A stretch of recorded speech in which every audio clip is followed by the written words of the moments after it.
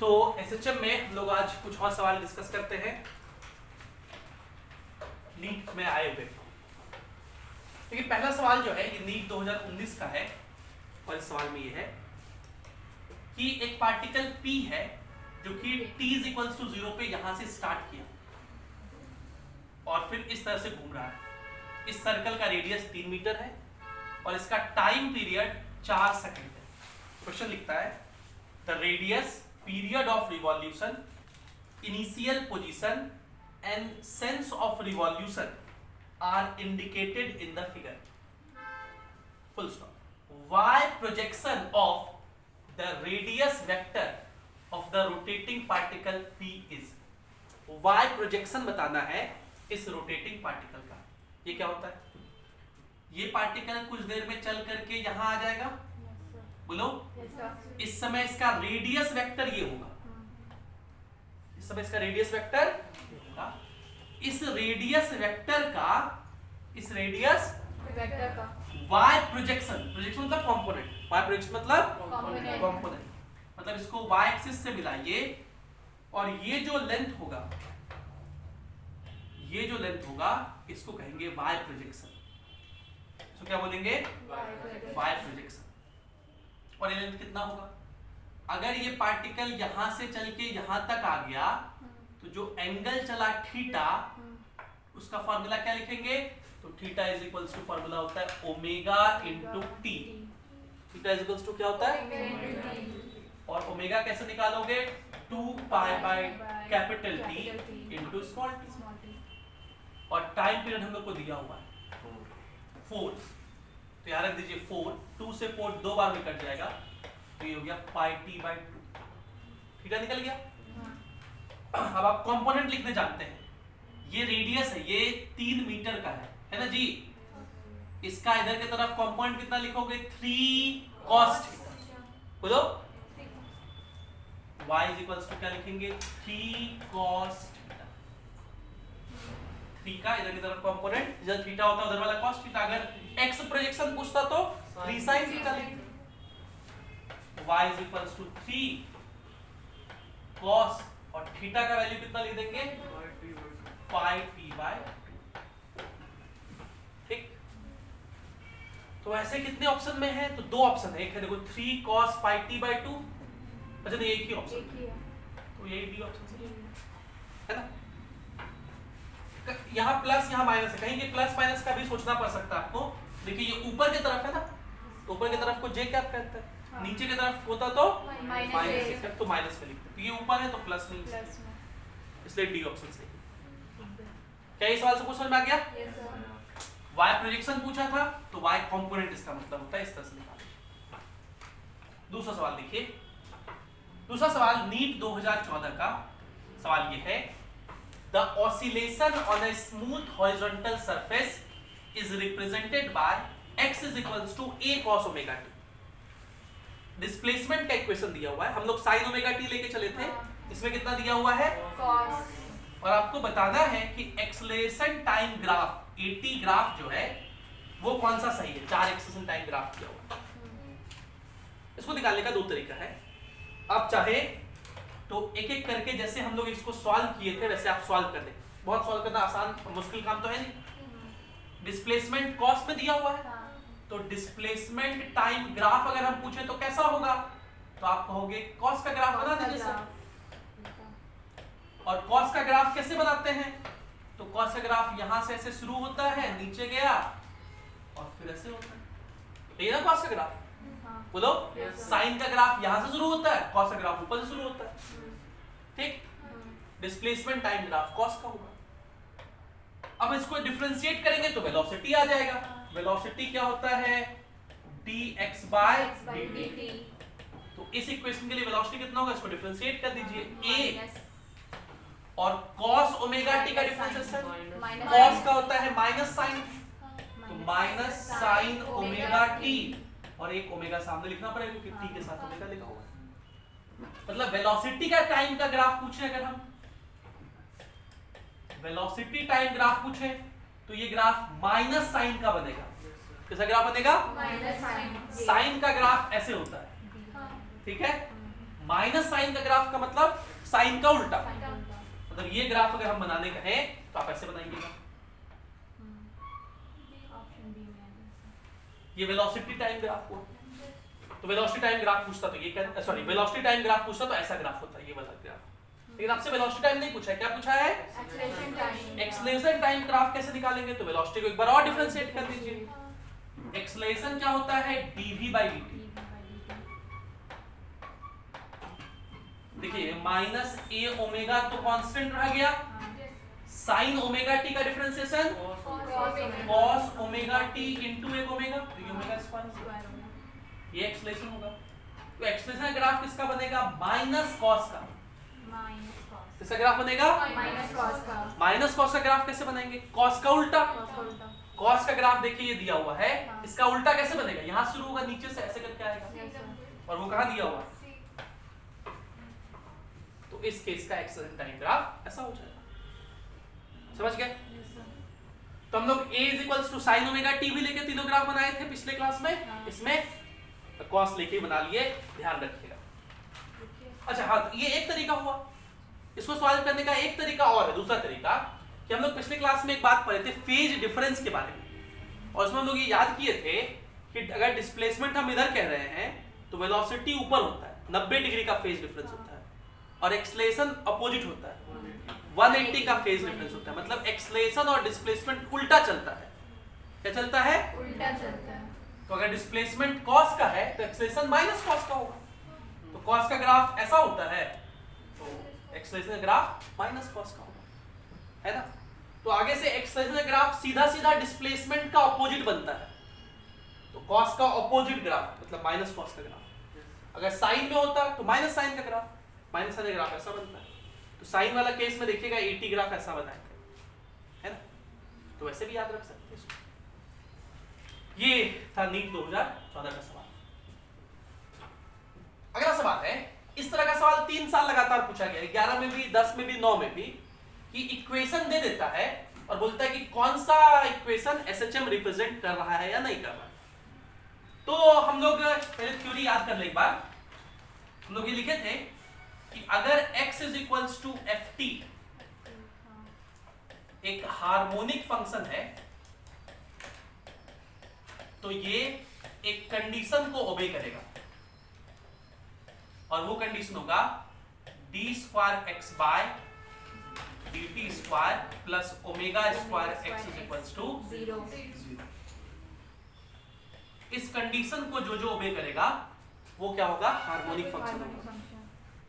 अब इस कंडीशन को कौन कौन ओबे करता है? ऐसे बहुत सारे फंक्शन हैं, और मैं कुछ फंक्शन आपको दिखा रहा हूं, जैसे x = a sin ωt, या इसके साथ कुछ फाई भी लिख दे, कुछ एडिशन में लिख दे तो ये करेगा।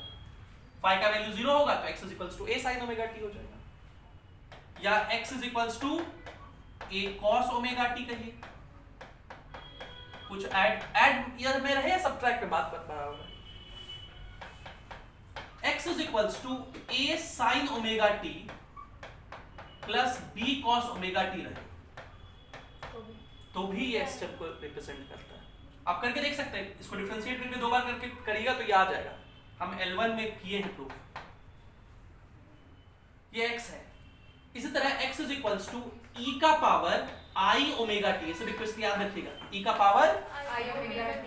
और इसी का लिखने का एक तरीका और होता है, x = cos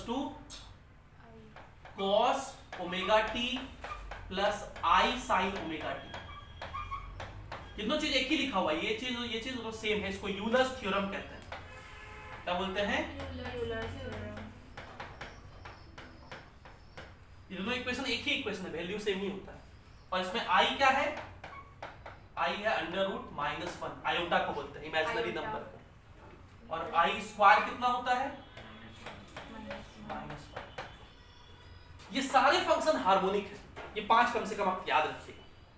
और आगे बात ये भी याद रखिएगा कि अगर साइन या कॉस का पावर कुछ कर दे, 2 पावर, 3 पावर, 4 पावर या हाफ पावर, तो ये सारे फंक्शन हार्मोनिक नहीं होते। कोई भी अलजेब्रिक फंक्शन हार्मोनिक नहीं होता। तो आप चाहे तो मैं इसमें से कोई एक दिखा सकता हूं भी प्रूफ करके आपको। ये वाला तो प्रूफ किया ही थे क्लास में, ये वाला बिल्कुल वैसा ही हो जाएगा। मैं ये वाला चलो प्रूफ करके दिखाता हूँ। x is equals to e का power i omega t, x is equals to e का पावर i ओमेगा t। इसको डिफरेंशिएट करिए तो आपको पता होगा कि e का डिफरेंशिएशन सेम रह जाता है, कुछ चेंज नहीं होता है, तो e का पावर i ओमेगा t लिखेंगे।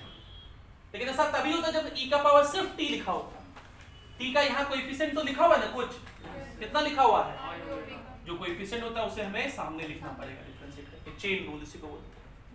एक बार इसको फिर से डिफरेंशिएट करिए, d square x by dt square, वो लिखेंगे i ओमेगा इनटू e का पावर का डिफरेंशिएशन यही हो जाएगा, और फिर से हमें i ओमेगा लिखना पड़ेगा क्योंकि यहाँ i ओमेगा स्क्वायर हो गया।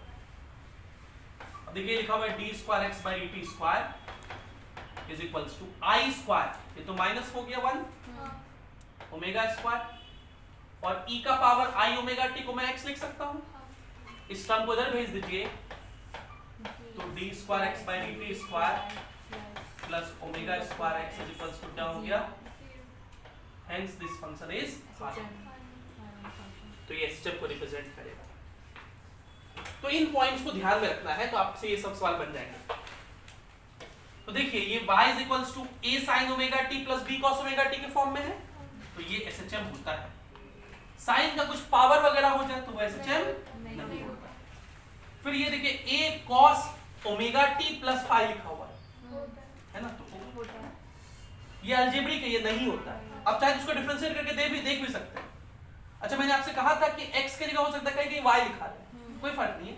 इसको आप चाहे तो देखिए मैं प्रूफ करके दिखा भी देता हूँ, बहुत आसान इसका प्रूफ होगा। आप इसको एक बार डिफरेंशिएट करिए dy बाय dt, तो 1 का डिफरेंशिएशन तो 0 हो गया, कांस्टेंट है, प्लस ओमेगा t का डिफरेंशिएशन हो जाएगा ओमेगा, ओमेगा कांस्टेंट t का 1 प्लस इसका डिफरेंशिएशन चलिए ओमेगा स्क्वायर कांस्टेंट और t स्क्वायर का डिफरेंशिएशन 2, ठीक। एक बार इसको और डिफरेंशिएट करिए d square y bye dt square, omega का डिफरेंशिएशन 0 गया काम से, 2 ओमेगा स्क्वायर स्टिल रहा, t का डिफरेंशिएशन 1, t का डिफरेंशिएशन 1। अब मुझे चाहिए था d square y bye dt square is equals to एक negative sine something into y। अब यहाँ आप y लिख ही नहीं सकते क्योंकि y तो t पे डिपेंड कर रहा है, और यहाँ t का डिपेंडेंसी कुछ है ही नहीं, है, इसलिए ये फंक्शन कोई भी अलजेब्रिक फंक्शन, ये कैसा है अलजेब्रिक फंक्शन, अलजेब्रा लिखा हुआ है ना a plus b something is power t का, तो ये सारे फंक्शन कभी भी SHM नहीं। तो कौन कौन SHM है, a और c। और देखिए ये मल्टीपल चॉइस क्वेश्चन है, लेकिन नीट में आया है, और नीट में कैसे आया मल्टीपल चॉइस क्वेश्चन, देखिए ऑप्शन कैसे बनाया, ओनली a तो नहीं, ओनली a तो नहीं है, only d does not represent SHM नहीं, ये भी बात नहीं है, b भी रिप्रेजेंट नहीं कर रहा, ओनली a एंड c, हाँ ये बात बिल्कुल सही है। तो कभी आपको क्वेश्चन सॉल्व करने के दौरान कोई मल्टीपल चॉइस क्वेश्चन दिखे जेईई मेंस वगैरह में आया हुआ, तो आप उससे डरिए मत। नीट वाले बच्चे जेईई मेंस वाले क्वेश्चन से मत डरिए, या आईआईटी वाले से कुछ मत डरिए जो आ सकता है, और सिमिलरली रिवर्स, क्योंकि क्वेश्चन इधर से उधर होते हैं, ठीक, आसानी से होता है। तो ये हम लोग पढ़ लिए, ये ध्यान रखना। अब देखिए ऐसा सवाल x is equals to a sin square omega t, तो ये SHM होगा नहीं होगा, so this is not SHM। बाकी तीन ऑप्शन में कहा था SHM होगा, this is not SHM। 2010 में देखिए पूछा गया था, पिछला बार 2011 में था। अब सोचिए ये सब सवाल को सॉल्व करने में अगर ध्यान रहेगा एग्जाम में तो बिल्कुल टाइम नहीं लगेगा आपको। फिर 2009 में क्या पूछा था, which of the following equation represents SHM। तो आप जानते हैं SHM का ये इक्वेशन होता है d square x by dt square plus omega square x is equals to d square x by dt square को हम लोग एक्सेलरेशन कहते हैं, is equals to minus omega square x। मतलब एक्सेलरेशन जो होता है वो डिस्प्लेसमेंट के डायरेक्टली प्रोपोर्शनल होता है और ऑपोजिटली डायरेक्टेड होता है। ये बात हम लोग लिखे थे। अब देखिए एक्सेलरेशन डिस्प्लेसमेंट है, नेगेटिव साइन है, तो ये हो सकता है। यहाँ भी एक्सेलरेशन है, डिस्प्लेसमेंट है, लेकिन यहाँ नेगेटिव साइन नहीं है, पॉजिटिव साइन है। ये k वगैरह सब पॉजिटिव है दिया हुआ है, तो ये नहीं हो सकता। एक्सेलरेशन है, डिस्प्लेसमेंट है, लेकिन k का साइन पॉजिटिव है, नहीं हो सकता। ऑपोजिटली डायरेक्ट होना चाहिए। एक्सेलरेशन है, x भी है, नेगेटिव साइन भी है, लेकिन बगल में एक्स स्क्वायर भी लिख दिया, सिर्फ एक्स पे डिपेंड करता है, एक्स स्क्वायर पे डिपेंड नहीं करता। तो ये भी नहीं हो सकता। तो कौन सा ऑप्शन सही है? है ना? आगे चलो, 2004 में देखिए कैसा सवाल पूछा था, which of the following is true for SHM. कब वेलोसिटी मैक्सिमम और एक्सेलरेशन क्या होता है उसमें। हम लोग एक बार रिकॉल कर ले वो टेबल जो हम लोग लिखे थे कि देखिए मीन पोजीशन होता है, मीन पोजीशन को x इज इक्वल्स टू 0 कहते हैं, मीन पोजीशन को क्या बोलते हैं, और दूसरा होता है एक्सट्रीम पोजीशन, राइट एक्सट्रीम, जिसको पॉजिटिव एक्सट्रीम भी कहते हैं, इसका मतलब x is equals to plus a, और नेगेटिव एक्सट्रीम जिसका मतलब x is equals to minus. ठीक, अब देखिए वेलोसिटी का फॉर्मूला होता है under root omega under root a square minus x square. ये होता है वेलोसिटी का फॉर्मूला। पुट करिए मेन पोजीशन पे, जब आप x is equals to 0 put करेंगे, x इज इक्वल्स टू ये गया काम से a स्क्वायर का रूट a, तो वेलोसिटी आएगा a ओमेगा, वही मैक्सिमम वेलोसिटी होता है। तो मेन पोजीशन पे वेलोसिटी क्या होता है, a ओमेगा। और आप जानते हैं एक्सेलरेशन क्या होता है, dv by dt। एक्सेलरेशन क्या होता है, dv by dt। और अगर कोई चीज मैक्सिमम या मिनिमम है तो उसका डेरिवेटिव क्या होता है, 0। अगर कोई चीज मैक्सिमम या मिनिमम है तो मेन पोजीशन पे एक्सेलरेशन क्या होता है ना। ऐसे भी होना चाहिए। एक्सेलरेशन क्या होता है, अभी हम लिखे थे ओमेगा स्क्वायर एक्स, एसएचएम में एक्सेलरेशन क्या लिखे थे, माइनस ओमेगा स्क्वायर x। तो अगर x 0 है तो एक्सेलरेशन भी क्या होगा, 0। इसी तरह एक्सट्रीम पे चलिए, अगर आप x का वैल्यू a लेंगे तो a पुट करोगे तो a स्क्वायर हो जाएगा, x स्क्वायर का value a square minus a square 0, तो वेलोसिटी 0। तो एक्सट्रीम पोजीशंस पर वेलोसिटी मिनिमम होता है और 0 होता है। ठीक, अब एक्सेलरेशन देखो, एक्सेलरेशन इस फॉर्मूले से देखो, अगर x का वैल्यू माइनस a लिखोगे तो एक्सेलरेशन क्या मिलेगा, ओमेगा स्क्वायर a, है ना, और यहां एक्सेलरेशन क्या मिलेगा, माइनस ओमेगा स्क्वायर, है ना। तो जब वेलोसिटी मैक्सिमम होता है तो एक्सेलरेशन 0 होता है। ए ऑप्शन बिल्कुल सही जवाब है।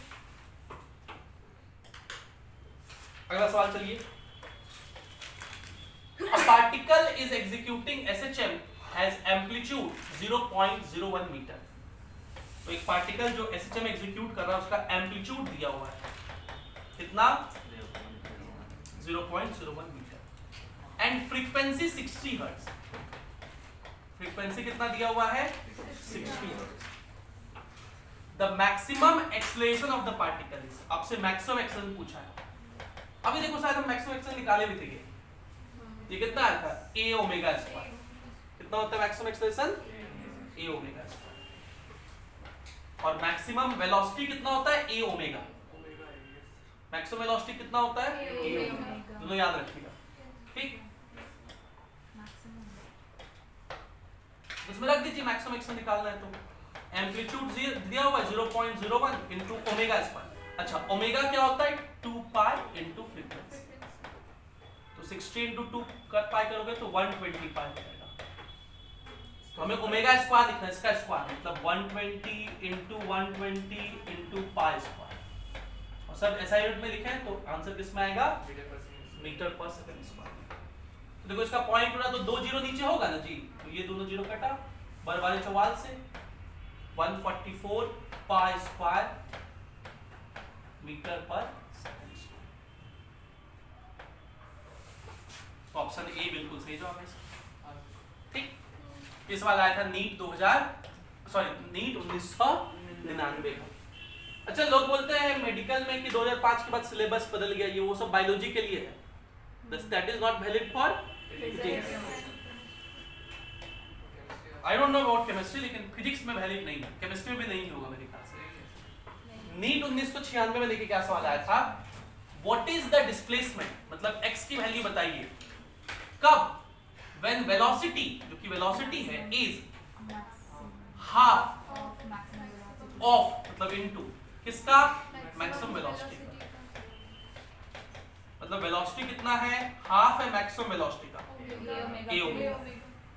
और हम जानते हैं वेलोसिटी का फॉर्मूला क्या होता है, omega under root a square minus, x square इसको सॉल्व कर दीजिए इस इक्वेशन को। ओमेगा ओमेगा दोनों साइड से गया, रूट को इधर भेजेंगे तो स्क्वायर हो जाएगा, ये हो जाएगा a square by 4 is equals to a square minus x square, x square इधर आके माइनस हो गया, a square minus a square by 4,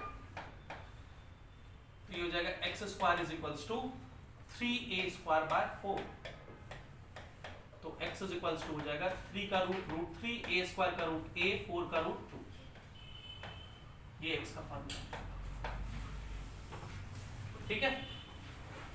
x का वैल्यू ये हो जाएगा डिस्प्लेसमेंट। आखिरी सवाल जो है उसको मैं टॉपिक की तरह पढ़ा रहा हूं, addition of two perpendicular SHM, इसको लिसा जॉस फिगर भी बोलते हैं। क्या होता है समझा रहे हैं, और इस पे बेस्ड जो भी कंडीशंस है, केसेस है, उस पर बेस्ड 4 बार सवाल पूछा गया, 2020 में, 97 में, 94 में, 90 में, 4 बार एक सवाल पूछे गए। तो हम लोग पहले समझ लेते हैं क्या होता है। मान लीजिए 2 पार्टिकल है और एसएचएम एग्जीक्यूट कर रहा है, एक पार्टिकल x में एग्जीक्यूट कर रहा है एसएचएम, दूसरा y में कर रहा है, ठीक है, दूसरा किस में कर रहा है, y। तो हम क्या ले रहे हैं, 2 particles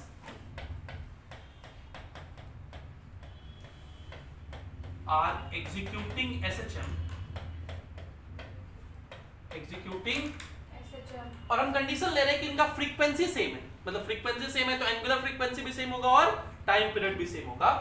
So 2 particles are executing SHM with same frequency, with same, जैसे हम बोल दिए same frequency means same f, same omega, क्योंकि f ओमेगा पे omega is equals to 2 pi f होता है, और इसका मतलब सेम टाइम पीरियड भी, क्योंकि टाइम पीरियड फ्रीक्वेंसी का उल्टा को बोलते हैं, वो सब सेम है। So 2 particles are executing SHM with same frequency, one along x and other along y.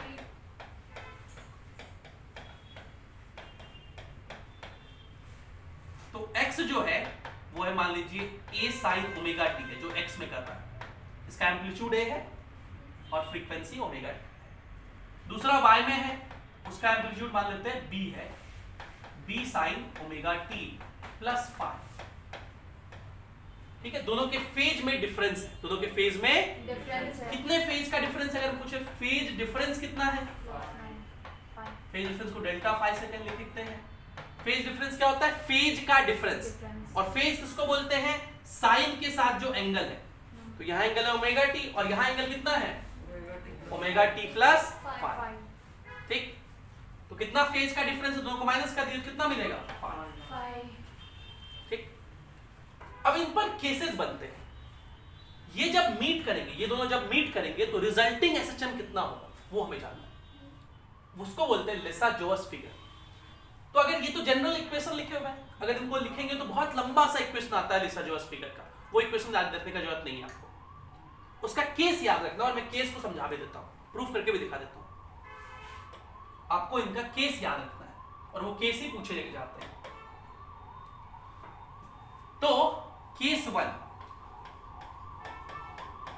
One है कि अगर A और B बराबर हुआ, मतलब सेम एम्पलीट्यूड है, क्या है, उसको हम लोग स्मॉल ए लिखते हैं, एंड फेज डिफरेंस जो है वो 90 डिग्री है, जिसको आप पाई बाय 2 कहते हैं, ठीक। पहला केस क्या है, सेम एम्पलीट्यूड और फेज डिफरेंस कितना है, अगर ये कंडीशन हो तो कैसा होगा, क्या होगा, रिजल्टिंग एसएचएम। तो देखिए हम पहले वाले इक्वेशन को लिख सकते हैं, x is equals to small a sin omega t, पहला इक्वेशन बनेगा, और दूसरे वाले क्या लिखोगे, y is equals to b का वैल्यू भी a ही है, बराबर दोनों, sin ओमेगा t प्लस 90, क्योंकि फाई हम 90 डिग्री लिए हैं, फेज डिफरेंस 90 का है। और आप जानते हैं साइन 90 प्लस थीटा क्या होता है, cos थीटा। तो अब y is equals to cos omega t लिख पाएंगे, है ना।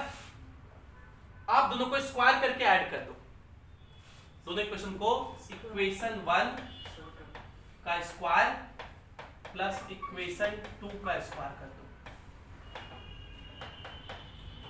इक्वेशन 1 स्क्वायर करोगे तो क्या मिलेगा, x square is equals to a square sin square omega t, और b को करेंगे तो y square is equals to a square cos square omega t। दोनों को ऐड कर दे रहे हैं, तो x square plus y square is equals to a square, common दोनों में, sin square omega t plus cos square omega t, तो मिलेगा x square plus y square is equals to, इसको क्या बोलते हैं, सर्कल। ये किसका इक्वेशन है, सर्कल का, सर्कल जिसका रेडियस a है। हाँ।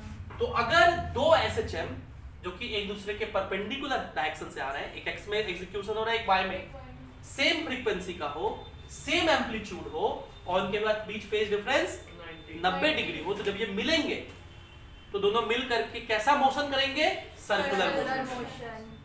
ठीक, कैसा मोशन करेंगे, सर्कुलर सर्कुलर मोशन। मोशन। ठीक, अब इसी में अगला केस है, सेकंड केस, केस 2। ये पहला था केस 1, अब हम लोग केस कर रहे हैं केस 2।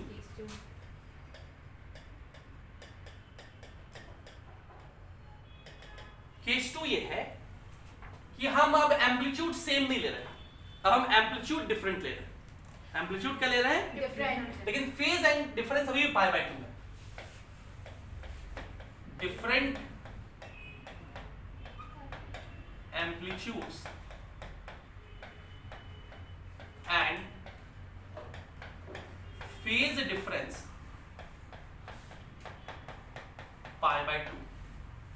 फेज डिफरेंस कितना है, पाई बाय 2। तो पहला वाला SHM क्या मिलेगा, x is equals to a sin omega t, बोलो, यस सर। और दूसरा वाला y इज इक्वल्स टू क्या लिखोगे, b sin omega t plus pi by 2, 90 degree, तो ये क्या बन जाता है, b cos ओमेगा t, है ना। अब देखिए पहले इक्वेशन से, फ्रॉम इक्वेशन 1 आप लिख सकते हो sin omega t is equals to x by a, लिख सकते हैं ना, yes sir. And from equation 2 cos omega t is equals to y by b, है ना, y बाय b। फिर से दोनों को स्क्वायर करके ऐड करेंगे, तो sin स्क्वायर ओमेगा t का वैल्यू क्या आएगा, x square by a square plus इधर क्या आएगा, y स्क्वायर बाय, और इधर क्या आएगा, sin square omega t plus जो कितना होता है, ये जो इक्वेशन है ये इलिप्स का इक्वेशन है।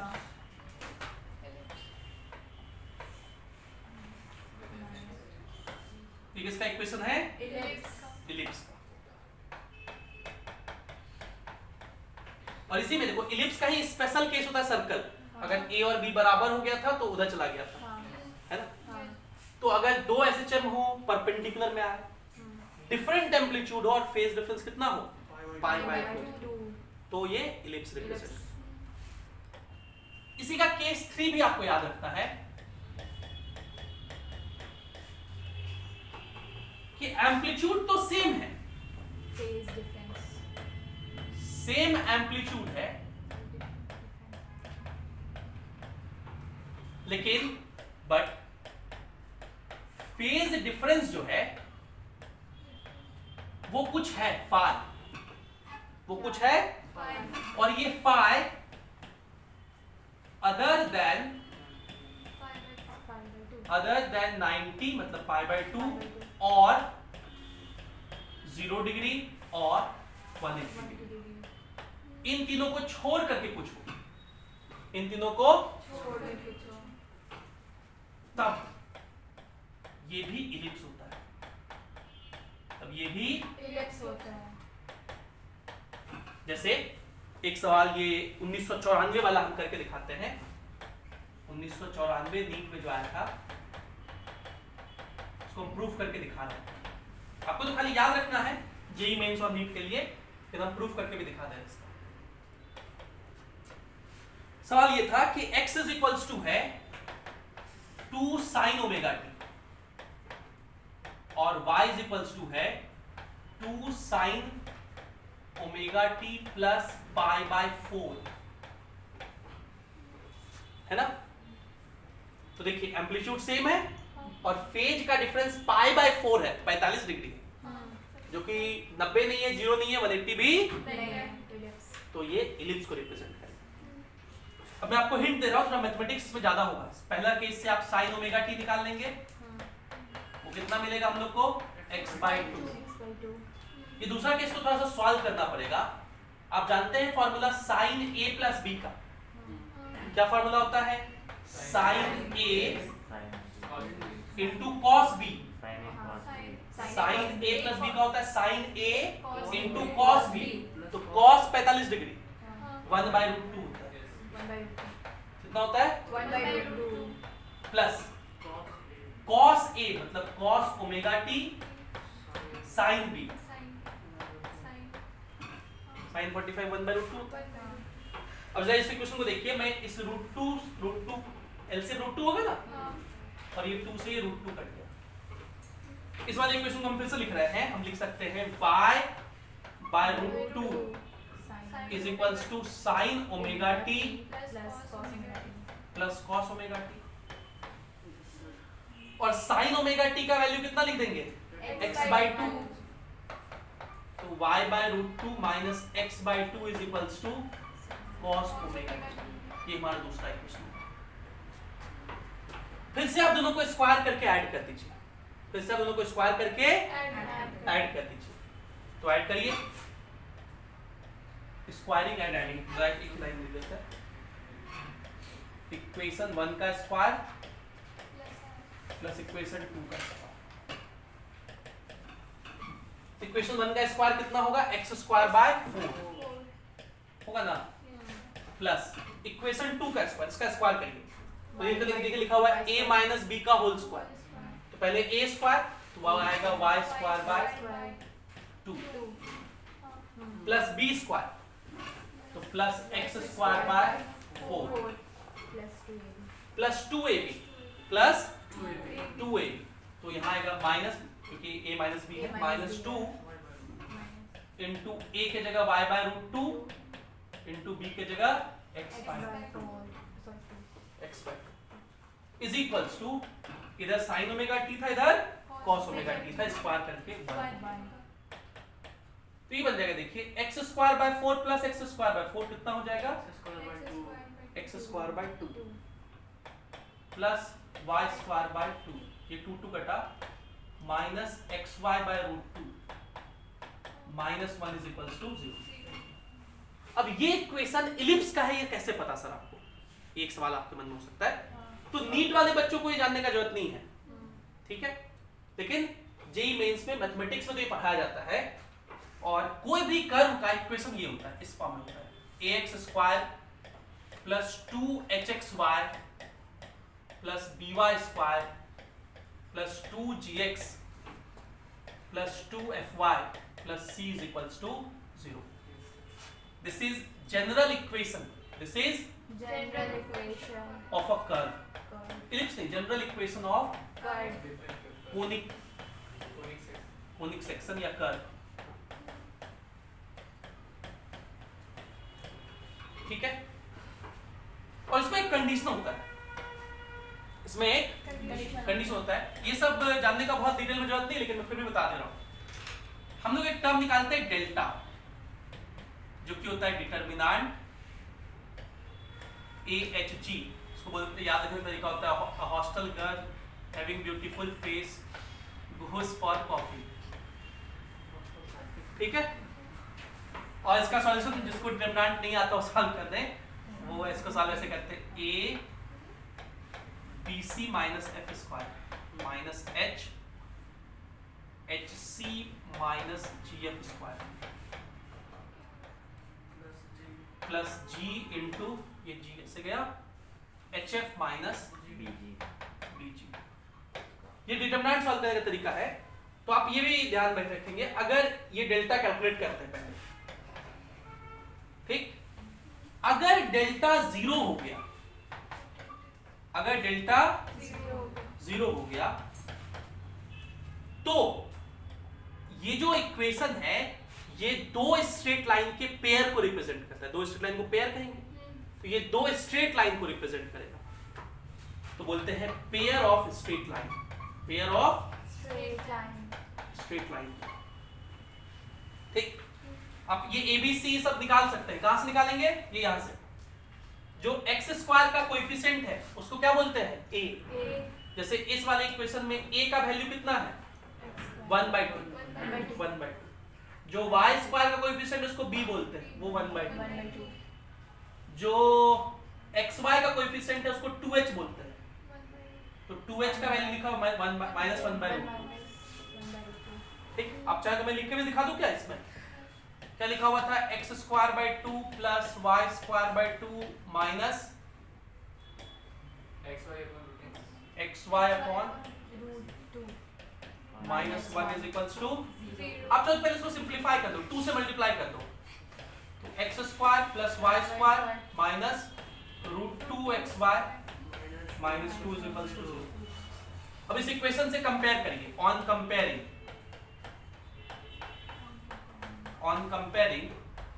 a का वैल्यू कितना कहेंगे? x² कोएफिशिएंट को a कहते हैं, a का वैल्यू कितना कहेंगे? 1। b का वैल्यू, b यहाँ है, y² कोएफिशिएंट 1। जो xy का कोएफिशिएंट है उसको 2h कहते हैं, तो 2h इज इक्वल्स टू कहेंगे -√2 minus h is equals to 2 इधर डिवाइड हो जाएगा, -1/2। फिर जो x का कोएफिशिएंट होता है उसको 2g कहते हैं, x का कोएफिशिएंट। तो इसमें कहीं x है, मतलब g का वैल्यू क्या होगा? 0। उसी तरह जो y का कोएफिशिएंट होता है उसको f कहते हैं, तो इसमें कहीं y है? f0। ठीक, और जो कांस्टेंट है वो तो उसको c कहते हैं, -2। ठीक, तो सबसे पहला काम होता है डेल्टा निकालना इस फॉर्मूले में पुट करके। तो आप देखिए g का वैल्यू क्या है? 0। तो ये टर्म तो गया काम से, ये टर्म तो नहीं बचा। इस केस के लिए हम डेल्टा कैलकुलेट कर रहे हैं, तो ये टर्म गया काम से। यहाँ चलिए a का वैल्यू कितना है? 1 ब्रैकेट, तो दिख रहा है 1, तो 1 लिखने का जरूरत तो है नहीं, खाली ब्रैकेट लिख दूं। BC, b इंटू c, तो b कितना है? 1 और c कितना है? -2, तो ये -2 आएगा। माइनस f², 0 छोड़ दो, तो -2 खाली आया। इस पूरे को सॉल्व करने से कितना आया? -2। फिर कितना है? -h, h का माइनस 1/√2 ब्रैकेट hc, hc लोग मल्टीप्लाई करो, माइनस प्लस √2। ठीक, -gf², तो g तो है नहीं, f भी है नहीं, तो ये √2 कट के 1 हो जाएगा। डेल्टा इज इक्वल्स टू क्या आया? -2 + 1 -1। अगर डेल्टा 0 आता तो ये पेयर ऑफ स्ट्रेट लाइन होता। अब अगर डेल्टा 0 नहीं आया तो क्या होगा? तो फॉर डेल्टा नॉट 0, डेल्टा 0 नहीं हो तो फिर केस बनेगा A। क्या कोएफिशिएंट ऑफ, नहीं, फिर हम लोग चेक करते हैं h, पहले h लिखते हैं। फॉर डेल्टा 0 दो केस बनता है। h कैसा है? h 0 है कि नहीं? ठीक, तो अगर h 0 हो and coefficient of x² is equals to coefficient of y², तो ये सर्कल को रिप्रेजेंट करता है। तो ये किसको रिप्रेजेंट करता है? और अगर h 0 नहीं है, अगर h 0 नहीं है, तो फिर 3 कंडीशन होगा। h² AB के बराबर होगा, या h² लेस देन AB होगा, या h² ग्रेटर देन AB होगा। H square is equals to A B parabola को रिप्रेजेंट करता है। इसको रिप्रेजेंट करता है parabola. H square less than A B ellipse को रिप्रेजेंट करता है और ये हाइपरबोला को represent करता है। और यही जो इक्वेशन लिखे इसी को लिसा जोवस फिगर का इक्वेशन कहते हैं। मतलब ये सब फिगर मिला करके क्या कहलाता है? लिसा जोवस फिगर। तो देखिए इसमें डेल्टा जीरो है कि नहीं है? नहीं है, मतलब ये कंडीशन तो नहीं है। नहीं। तो हम इस कंडीशन में आ चुके हैं। अब h क्या है? जीरो है कि नहीं है? h तो जीरो नहीं है। h का वैल्यू तो आया है ना -1/√2। तो मेरे पास h का वैल्यू आया है कितना? -1/√2। तो ये कंडीशन नहीं हो सकता। अब इसमें चेक करेंगे a का वैल्यू क्या आया है मेरे पास? 1 है। a 1 है और b का वैल्यू भी ठीक। तो अब हम a इंटू b निकालेंगे। तो a b कितना होगा? 1 और ये कितना है? -1/√2। अब h स्क्वायर निकालिए। नहीं h नहीं, h स्क्वायर देखना होता है। तो h स्क्वायर होगा 1/2 मतलब 0.5। अब बताओ h स्क्वायर और ab में क्या h square is equals to ab है? तो पैराबोला नहीं होगा। h स्क्वायर ab से छोटा है कि नहीं है? क्या हम लिख सकते हैं h स्क्वायर लेस देन? और ये किसको रिप्रेजेंट करता है? इसको रिप्रेजेंट करता है। तो इसीलिए ये जो पीछे एक क्वेश्चन में लिखा था वो किसका है? इलिप्स का। लेकिन आप ऐसे याद रखिएगा कि अगर same amplitude of phase difference phi जो कि 90, 0 या 180 से डिफरेंट हो और एक और कंडीशन होता है कि ये एक्यूट होना चाहिए। कैसा होना चाहिए? एक्यूट मतलब 90 से कम। ठीक। तो ये किसको रिप्रेजेंट करता है? इलिप्स को। आगे से याद रखना है इस बात को, इतना हम लोग सॉल्व नहीं करेंगे। इक्वेशन देखेंगे और ध्यान में रखेंगे। ठीक। तो हम लोग क्या पढ़ रहे हैं? हम लोग पढ़ रहे थे addition of SHM, Lissajous figure. बहुत कॉम्प्लेक्स तो नहीं हो गया? दही तो नहीं बन गया? फिर से एक बार वो कर रहे हैं। दो परपेंडिकुलर एसएचएम है ना, अगर सेम एम्पलीट्यूड फेज डिफरेंस 90 तो सर्कल होता है। सेम एम्पलीट्यूड नहीं है लेकिन फेज डिफरेंस 90 है तो इलिप्स होगा। फेज डिफरेंस 90 नहीं है लेकिन एम्पलीट्यूड सेम है तो भी इलिप्स होगा। लेकिन फेज डिफरेंस 90 भी नहीं होना चाहिए, 0 भी नहीं होना चाहिए, 180 भी नहीं होना चाहिए और एक्यूट होना चाहिए। और आखिरी कंडीशन ये है, आखिरी केस ये है, केस 3, कि अगर फेज डिफरेंस 0 डिग्री या 180 डिग्री हो जाए तो दोनों में से कुछ भी हो सकता है, तो क्या होगा? तो देखिए तब क्या होगा अगर फेज 0 लेके चलते हैं तो x इज इक्वल्स टू हमारे पास था a sin ओमेगा t और y इज इक्वल्स टू क्या था? a sin omega t plus phi था ना जी। तो अगर आप फाई का वैल्यू 0 लिखोगे, sorry y is equals to b sin omega t, तो आप क्या लिखोगे? y is equals to b और फाई का वैल्यू 0 पुट कर दो तो sin ओमेगा t ही रह जाएगा। बोलो। तो from equation 1 sin omega t कितने के बराबर है? x by a। And equation 2 इसमें भी sin ओमेगा t है, वो कितने के बराबर है? है ना? तो इसका मतलब x या ऐसे कर सकते हैं y is equals to b by a into x। So y is proportional to x। ये क्या रिप्रेजेंट कर रहा है? Straight line. क्या रिप्रेजेंट कर रहा है? Straight line passing through origin, passing through origin, जिसका स्लोप नहीं, स्लोप होगा b बाय a। और अगर a और b बराबर हो गया तो 45 हो जाएगा। If a is equals to b तब स्लोप हो जाएगा 1, मतलब थीटा हो जाएगा 45। तो ये ऐसा ग्राफ बनेगा x और y straight line passing through origin. ठीक है, और ये है एंगल थीटा, इसका स्लोप है tan थीटा, Tan theta. इसका स्लोप है Tan theta. जो कि b बाय a बराबर, ठीक। और अगर 180 डिग्री हो गया तो फिर से यही केस लिखेंगे, x is equals to a sin omega t, y is equals to b sin omega t plus 180, तो वो माइनस साइन ओमेगा टी, वो क्या होता है Minus sin omega तो t. फिर से आप लिखोगे x by a is equals to y by minus b, होगा ना। इस बार आप कहेंगे y is equals to minus b by a into x, तो फिर से ये स्ट्रेट लाइन है लेकिन निगेटिव स्लोप का, कैसा है straight line with negative slope, straight line passing through origin